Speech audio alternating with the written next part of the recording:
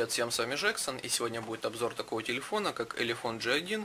Около месяца назад он мне пришел, в течение 2 недель использовал его в качестве основного, сильно к нему придираться не буду, поскольку телефон бюджетный, стоил всего лишь 49 баксов, и я понимаю, что за эту стоимость пришлось некоторым пожертвовать. Мне сразу понравилось, что у него в комплектации был силиконовый прозрачный чехол, запасная пленочка, кроме той, которая наклеена на экране, используется оригинальный зарядник и достаточно длинный USB кабель. Также мне понравилось то, что как они упаковали достаточно солидно. Если бы я увидел эту коробку где-нибудь в магазине, я даже бы не подумал, что это какой-то бюджетный телефон. Но единственное, что я сразу не заметил, что в комплекте у нас не было наушников. То есть на наушниках они, видимо, сэкономили, но если, допустим, рассчитывать из 49 баксов, навряд ли бы тут были хорошие наушники, поэтому, может быть, это даже не минус. Телефон в целом сделан из пластикового корпуса, достаточно такой приятный пластик, он не софт-тач, на нем отпечатки остаются, но их почти не видно. У нас тут есть вот такой блестящий их логотип, может быть, какой-то подкос, что ли, под Apple, но, в принципе, на нем тоже остается много отпечатков, это даже, наверное, недостаток, но оно не сильно бросается в глаза. В целом, телефон достаточно компактный, 4,5 дюйма, разрешение у нас 480 на 854, это хорошее соотношение, 240 dpi, то есть картинка нормальная, пикселей почти не видно. В целом, достаточно такой компактный телефон, и поскольку сейчас все уже привыкли к каким-то лопатам, это даже хорошее решение. В целом собран хорошо, то есть нигде не люфтит, не скрипит, этим мне он понравился. То есть, хоть он стоит недорого, собран он достаточно хорошо. Давайте перейдем к внутренней части. Внутри у нас заявлена батарея емкостью 1800 мАч. Честно говоря, проверил, 1800 мА тут нету, тут около 1000 мАч. То есть достаточно серьезно наврали, на целый день этой батареи не хватает, даже если не очень активно его использовать, хватает где-то на 60, может быть на 70% дня. Это, конечно, серьезный косяк, то есть наврали, лучше бы не портили себе репутацию. При этом многие, наверное, понимают, что телефон бюджетный, поэтому приходится чем-то жертвовать. Сзади у нас располагаются 2 слота для сим-карт, есть полноразмерная, мини, и также поддерживает карты памяти, вставил на 32 гигабайта, без проблем работает. Тут у нас динамик достаточно хороший, хорошо его слышно, громкий, но качество, если прослушивать музыку, не самое лучшее. Давайте пройдемся по разъемам. Сзади у нас располагается динамик, снизу micro-USB, микрофон, с правого торца у нас располагается клавиша включения и клавиша регулировки громкости. Сверху только мини-джек 3,5 мм, с левой стороны у нас ничего нету. Сзади у нас камера заявлена 5 мегапикселей, на деле у нас 2 мегапикселя без автофокуса.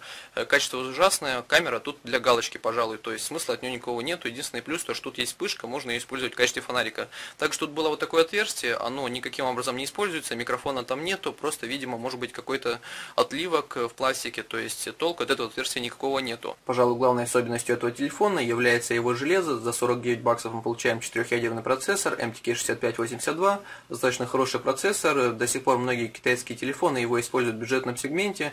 Все-таки процессор уже достаточно старенький, но до сих пор актуальный, тянет большинство современных приложений, и, пожалуй, фишка именно этого телефона в его стоимости, то есть это самый, пожалуй, дешевый телефон, который использует этот процессор, и других аналогов вы, пожалуй, за эту стоимость не найдете, поэтому я думаю, что этот телефон на данный момент не имеет конкурентов. Давайте зайдем в Antutu. В Antutu у нас результат 19 тысяч баллов, пожалуй, результат, можно сказать, что ли, по умолчанию, поскольку все почти телефоны с этим процессором имеют примерно одинаковый результат. Давайте посмотрим у него информацию. По характеристикам у нас тут Android 4.4.2, 32-битный, графический процессор Mali 400MP, достаточно старый, но до сих пор актуальный. Разрешение дисплея, как я и говорил, 480 на 854, достаточно хорошее соотношение. Кроме того, у нас тут экран IPS, это еще одна фишка телефона, то есть за 49 баксов мы получаем IPS-экран, это не OGS, он немного тусклеет, но не выцветает. Это достаточно хороший показатель, за 49 баксов, раньше таким китайцы похвастаться не могли. У нас тут 512 мегабайт оперативной памяти, достаточно мало по нынешним меркам, даже 1 гигабайта уже не везде хватает. Многие требовательные игры будут вылетать, например, GTA San Andreas, после 10 минуты игры, видимо, ей не хватает оперативной памяти, и просто игра сворачивается.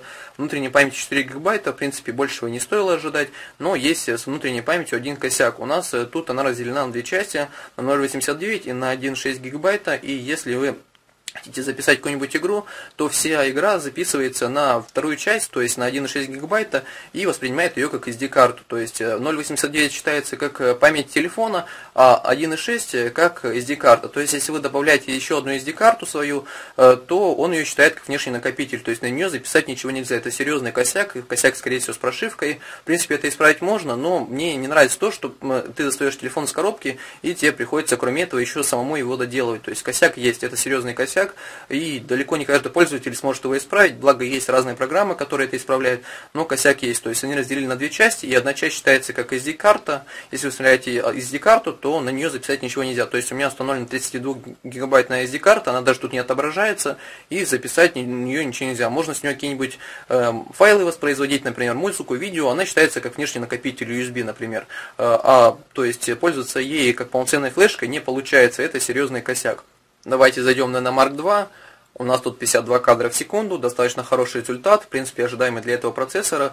К сожалению, сегодня мы не проиграем, возможно, выложу отдельное видео, сейчас просто не хочу возиться с этой SD-картой, косяк серьезный, то есть вы достаете телефон с коробки, он глюченный, исправлять все это приходится самому, это достаточно долго придется возиться с бубном, я пока что не хочу тратить свое время, это я сделаю уже потом и, скорее всего, выложу дополнительное видео.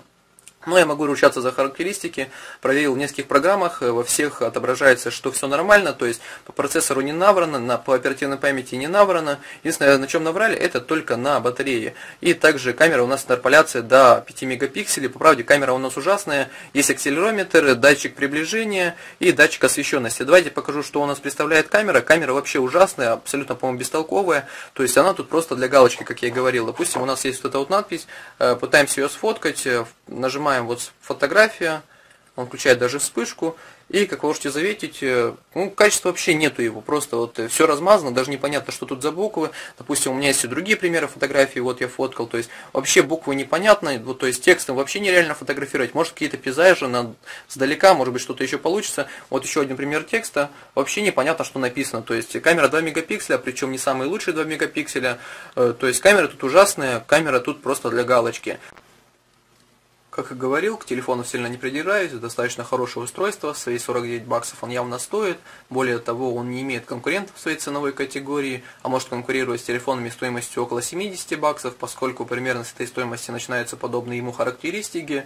Телефон хороший, подойдет не каждому, это хорошая звонилка, браузер, но как игровое устройство явно не очень, поскольку 512 мегабайт достаточно мало, многие современные игры уже будут вылетать на определенном моменте, поскольку 512 мегабайт им будет не хватать. Но, в принципе, телефон хороший, свои 49 баксов, опять же, повторюсь, он явно стоит, то есть характеристики достаточно хорошие, приходится с некоторыми косяками смиряться, допустим, с камерой, с корявой прошивкой, но телефон собран хорошо и хорошее соотношение цена-качество, то есть мне лично он понравился, я бы его, наверное, второй раз еще купил, правда, придется немного повозиться с бубном, чтобы исправить косяки, которые они сделали, но я думаю, возможно, скоро выйдет прошивка, которая исправит этот косяк, телефон достаточно новый, ему около 1,5 месяца, то есть с момента предзаказа, то есть телефон не такой старый, поэтому, возможно, еще исправить эту ошибку, но свои 49 баксов, ну, вообще уникальный буквально от девайса, лично мне он понравился, советую, но все-таки смотря, что вы хотите от него, то есть не ждайте от него много, это бюджетный телефон, хорошая звонилка, хороший браузер, местами хорошее приложение можно запускать, но все равно уже не то, то есть 512 мегабайт оперативной памяти в этом плане портит, но все равно я не отрицаю то, что хорошее соотношение цена-качество за свою стоимость, вообще отличное решение. В общем-то, с вами был Джексон, подписывайтесь, ставьте лайки, вот такой девайс, мне лично понравился, пишите ваши комментарии и, в общем-то, пока.